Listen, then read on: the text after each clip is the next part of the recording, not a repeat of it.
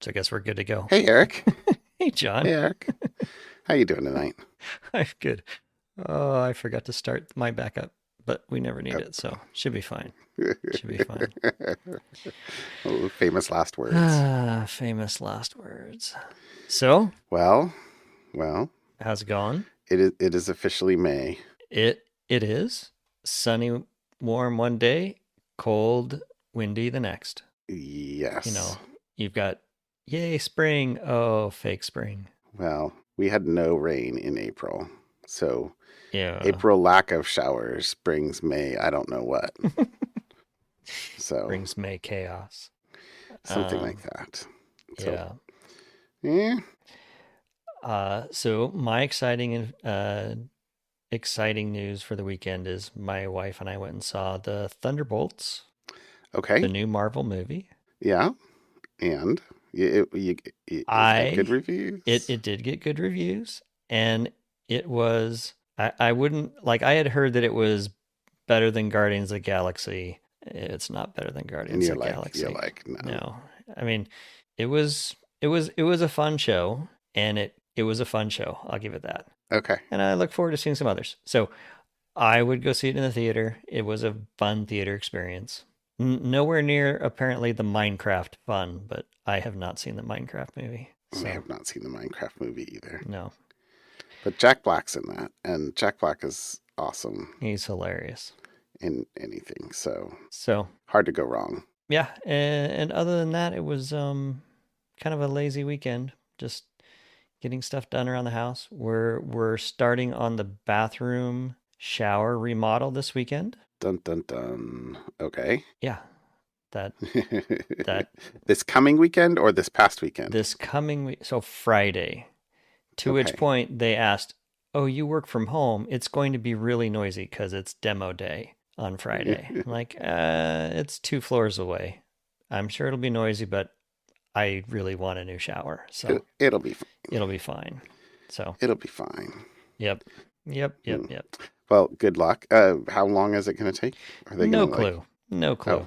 depends on what they find. Yeah, they're gonna open it up, and there's like, because anyways, they're going to open it up and they're going to go, "Oh, you know that thing that you asked me to do that I priced out for you? I priced it out assuming I could do blah blah blah.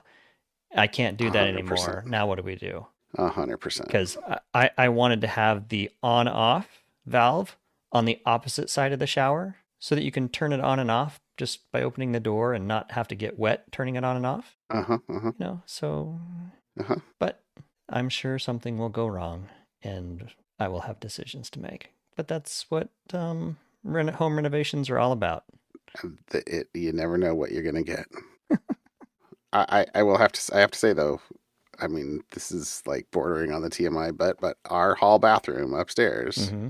does like the shower doesn't work. Like the valve, I forget if I've complained about this because it Mm-hmm. hasn't worked for years. Right.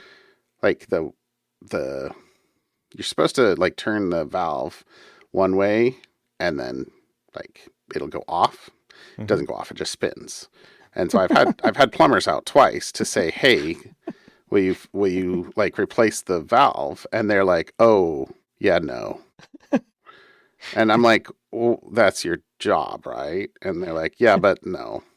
I'm like, "So because just It's wrong side of the thing. The valve and the whatever uh-huh. is on the outside of the house, and they always are supposed to put the spigot and the valves on the inside wall so that Uh-huh. they can cut into the sheetrock behind the tub if need be, Right. and that does not exist. So like their only option is to come from the outside of the house, and they're like, "Yeah, we don't do that. Sorry." And I'm like, "How about you just cut the whole thing out?" Anyway, could I replace the whole shower? Why, yes. That's what it escalates to. Of course. Um, Of and course. and at least to date, it has not bubbled to the top of the problems to be solved list, but it's getting pretty close because because it's a little Yeah. ridiculous. My But yeah. My yeah, my problem to be solved is I no longer have children who need a tub. And yeah, it's a nice tub. It's a functional tub, shower. It's just be nicer if it was a walk-in. adult oriented shower for Yeah, the the humans that will be using it. exactly right. So, Exactly right. Well, anyways, there you go. anyway, well, good luck. Yeah, My fingers will be crossed for you. lots of things will be crossed for me. Cross your toes. All the Yeah. things, all the phalanges will be crossed. So I got my nukes on Saturday. Saturday wound up being like a farming day, I guess. I got my nukes on Uh Saturday. huh. I did the same thing I did last year, which was since the bees were not acclimated to my space, I actually took the two nukes and made a split out of the two of them so that I wound up with three new colonies. So I currently have Oh, three queens and a probability of two others. So okay. my current colonies are between 3 and 5. Okay. And it'll it takes a month before I'll find out if the queens go out and mate and Ah, got it. all that stuff. But Okay. um, Okay. Do you need warm weather? fingers are crossed. Warm weather would be lovely, but it's okay if that warm weather comes in about 2 weeks Okay. Okay. because that's when the queens will be hatching out. Okay. So you're like, So stay chill for a couple weeks, then go nuts. Okay. I got you. yeah, that's cool. Yeah, that'd be Perfect. great. That'd be great. I'll see if I That'd be can get great. that timed out for you. Yeah, that'd be great. So yeah, Saturday was, and then I just like Saturday was farming day, Sunday's errand day. It was a boring weekend Yeah. for like anybody else, but Eh, just work, Yep. so to speak. Um, Same. ah, Ah. so mad security week though. Uh, Ah, yeah. RSA conference and things. Yeah. But Yeah. And lots of so things. there was no shortage of topics to choose from today or this week. No. What did you bring? So I dipped far into the pool because I think we've kind of talked about this before, or either we've talked about it on the podcast or just separately on a lunch conversation, or no, I think we did about how ads are being abused by scammers to collect data, Oh, or several times. not scammers, but data collection firms who could care less about what they're selling in the ad. They just want Oh their yeah, yeah, data, yeah. right? We've Oh talked about yeah, that. the ad bidders. Yeah, so this is similar to that in that there is a what do you call it, a bad, a group Ad network. of bad folks who are leveraging Facebook ads to push investment scams. And I think what caught my eye about this one specifically is not so much that they're able to create Facebook ads and sell Facebook ads for these fake investment opportunities, but they actually screen. If you click on the ad, they will screen you using various different techniques to see if you're even worth pursuing as a potential target. So the link goes to an article, a fake news article with some celebrity endorsement for whatever the investment platform is, so, some new thing, right? And so someone will read this whole article. I mean, it's a whole article and everything. And then they get the person to register for the investment opportunity by providing name, phone number, email address. And oh, you know what the service will do for you? It will auto generate your password for you. Because passwords Uh, are hard. So let us just auto generate a password for you. And all this goes through, and then they check the data and the valid, and then they use legitimate IP validation tools to filter out traffic from countries that they're not interested in. So let's say okay. they could care less if you're coming from South America somewhere. They want to target European folks only. So if you happen to click on this Facebook ad and you're in Argentina, they'll just filter you out and say, and you'll go to a page that says, "Thank you for your interest. Done. You have Uh, successfully avoided a scam by not being in an IP range they're interested in." you are not in their target Right. market group. You are not deemed worthy of exploitation. I am sorry. So, anyways, I thought that part of the scam, and maybe that's used elsewhere, but they get that. But if you are, then the campaign transfers you to a call center. And then you, as the victim, are instructed on how to set up an account. They talk to you as a human on the phone, transferring money into this fake investment platform. And so if you pass all the validation steps, you get to talk to a human, just like your real bank. Wow. And then it follows a similar kind of pattern. So it feels a little bit more natural, I think, to people and more legitimate, Uh-huh. I feel like. So that one I read was interesting. I'll include the article here, but I like the code name. It was Reckless Rabbit and Ruthless Rabbit were kind of the code names. So, Reckless and Ruthless Rabbit. yeah. So there you go. Scammers weeding out. Scammers have standards too. Apparently. Oh, gracious. So there you go. Well, That's mine. okay. So I brought two things tonight. The first I did kind of like how you liked the reckless rabbit, ruthless rabbit. I liked the word in here. So my first article here is going to be a blog post by Gossie the dog about the ransomware attacks that have been happening in the UK to retailers, Marks and Spencer, and Co-op. Maybe Harrods. He at least mentions Harrods here, but I thought that was a failed attempt. But it says, let's see. Defenders should urgently make sure they have read the CISA briefs on Scattered Spider and Lapsus. So Scattered Spider is one of the groups that they have. Yeah, whoever comes up with these names is Reckless Rabbit and is brilliant. Scattered Spider. Yeah, but he says they should go read the CISA briefs on Lapsus because this seems to be a repeat of the 2022-23 activity that saw NVIDIA, Samsung, Rockstar, Microsoft, and others breached, which wound up being a bunch of teenagers in the UK, right? And so, I mean, the point is this is a direct quote again from the article. The point is the threat actor, are entering using the front door via the help desk to get MFA access. Those are very good guides, the CISA guides, from defenders about what to do. And then, of course, he's very tongue-in-cheek. I appreciate his sarcasm. While organizations are away at RSA thinking about quantum AI cyber mega threats, the harsh reality is most organizations do not have the foundations in place to be worrying about those kinds of things. Yeah. Threat actors are very aware that now is the time to launch attacks, not with Gen AI, but foundational issues, because nobody is paying attention. Once they get access, they are living off the land, using Teams, Office Search to find documentation. The works. Forget APTs. Now you have the real threat, advanced persistent teenagers who have realized the way to evade most large cyber programs is to cosplay as employees. Touche. So it was the advanced persistent teenagers that I was like, oh.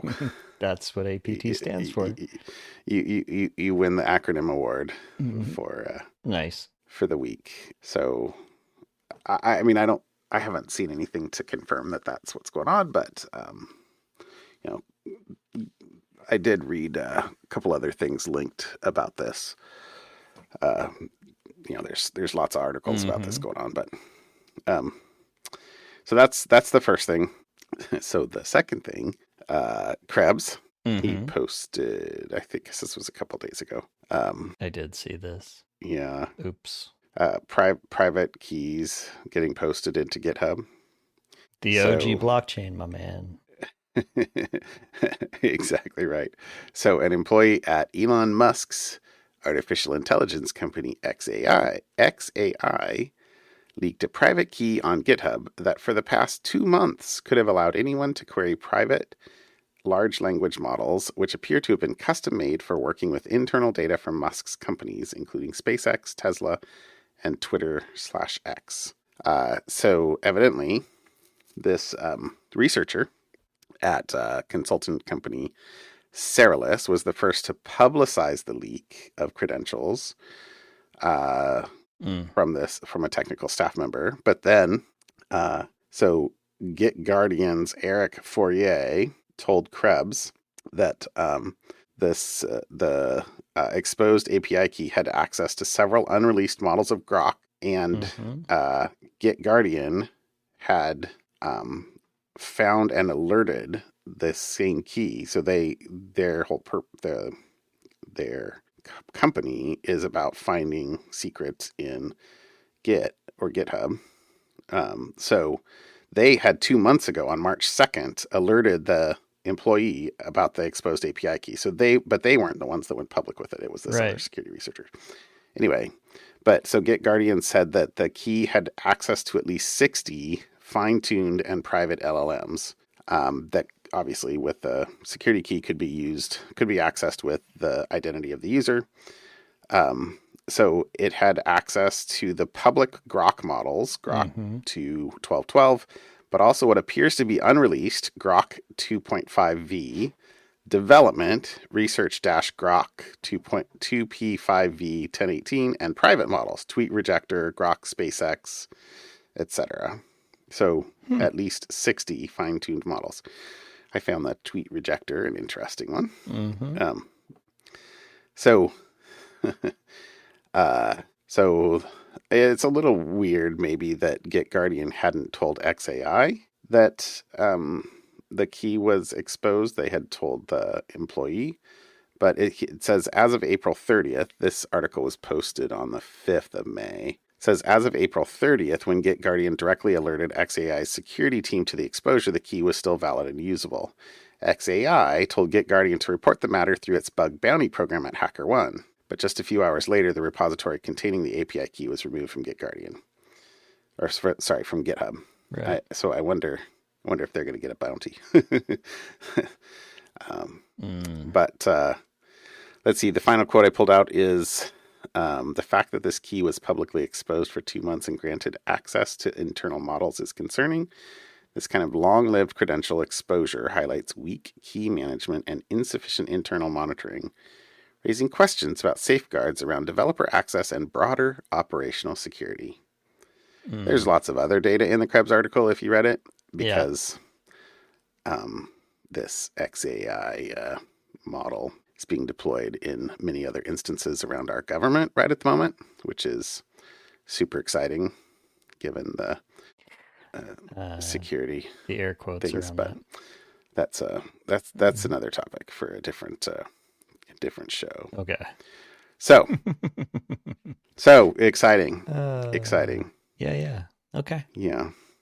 A fun with big air quotes. Well, you want some other fun? Although I would like legitimate fun. Yes. This is more like follow-up fun. I saw your link, but I didn't click on it. I'm clicking on it now because I want to see it. Because the most interesting. So this is about Amazon's Kuiper SpaceX competitor, or not SpaceX competitor, Starlink competitor. Yes. Right. They are launching broadband network They had satellites to launch a bunch before the end, and end there's a bunch of other articles about they now have permission, or they've got it lined up to start launching these satellites. They have been very tight-lipped and not let anybody see what their actual satellites look like. Where SpaceX and Starlink have been the exact opposite. They've been bragging about all the stuff and what they look like and how they work. So this is the first video, and it's a kind of a cool little video where there's a 40-second clip where it shows in the blackness of space these little